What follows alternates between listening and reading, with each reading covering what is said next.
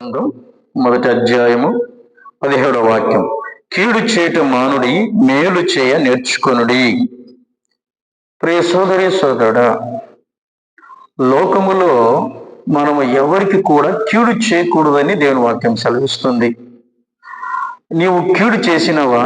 వాక్యం సెలవిస్తుంది, కీడు చేయు వాని ఇంట నుండి కీడు తొలగిపోదు అని. నువ్వు ఎవరికైనా కీడు చేసినావంటే ఆ కీడు మళ్ళీ నిన్ను వెంటాడుతుంది. ఎవరైనా ఒకవేళ నీకు కీడు చేసినా నీవు వారికి కీడు చేయకూడదు, నువ్వు వారికి మేలే చేయాలని వాక్యం సెలవిస్తుంది.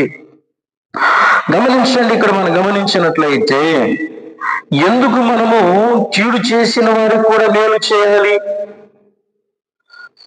ఎందుకు అంటే వాక్యం సెలవిస్తుంది అంటే పేతురు రాసినటువంటి మొదటి పత్రిక 3వ అధ్యాయము 9వ వాక్యాన్ని మనం గమనించినట్లయితే అక్కడ మనము దేనికి పిలువబడ్డాము క్రీస్తు బిడలమై అంటే మనము ఆశీర్వాదానికి వారసులుగా ఉండుటకు పిలువబడితేమని వాక్యం సెలవిస్తుంది.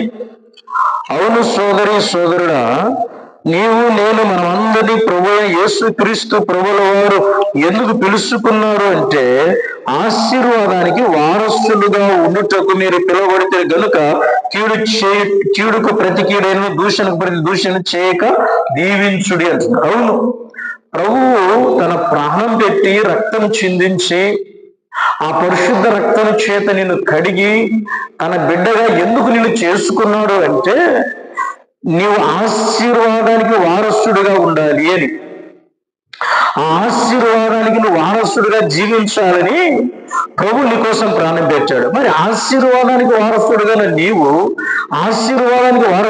నీవు ఇతరులకు కీడు చేయవచ్చా? ఆలోచించండి.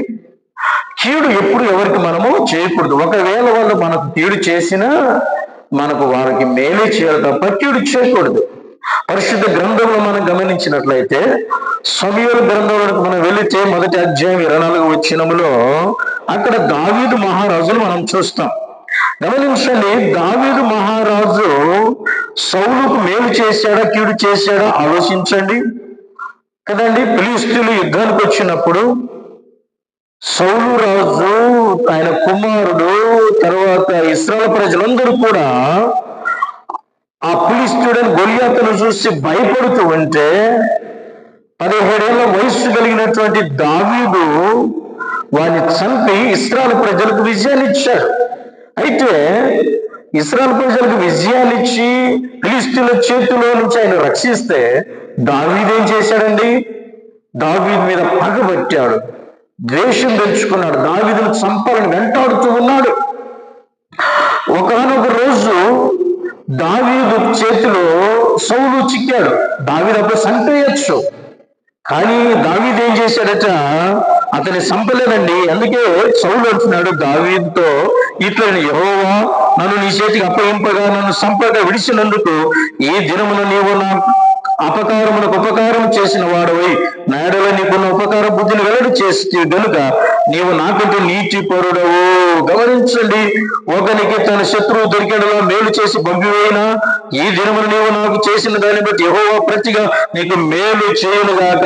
నిశ్చయముగా నువ్వు రాజు అవుదని ఇశ్రాయేలు రాజ్యం నీకు స్థిరపరచబడునని నాకు తెలియను. చూశారండి, సౌలును చంపవలసిన సమయం వచ్చినా, ఆ ఛాన్స్ వచ్చినా కూడా దావీదు సౌలును చంపలేదండి.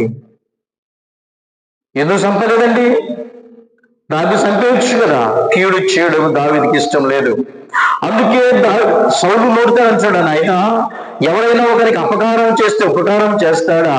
నీవైతే నేను అపకారం చేసిన నాకు ఉపకారం చేసేటివి, నీ ఉపకార బుద్ధిని నువ్వు రుజువు చేసుకుంటివి.